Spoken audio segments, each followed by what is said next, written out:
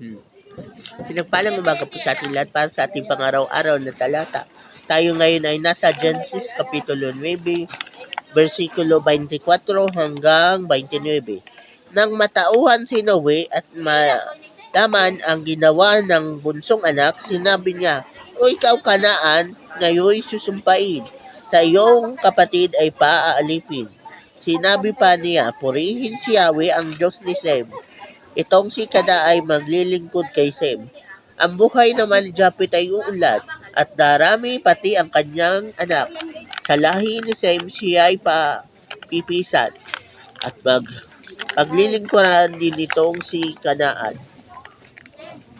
Si Noe ay nabuhay pa ng 350 taon at pagkatapos ng baha, kaya't inabot niya ang 950 taon bago siya namatay. So, ito na nga po nung natauhan na si Noah at nalaman niya na ang ginawa ng kanyang anak na si Cam. By the way, nung panahon po ni Noah, siya po ay hindi pa tuli, siya ay supot pa. Sapagkat yung konsepto ng pagtutuli ay hindi pa na-introduce sa kanila.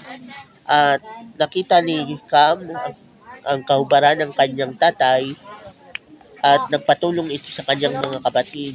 Kaya si Cam ay isinumpa samantala ang kanyang mga kapatid naman ay pinagpala ni Noah.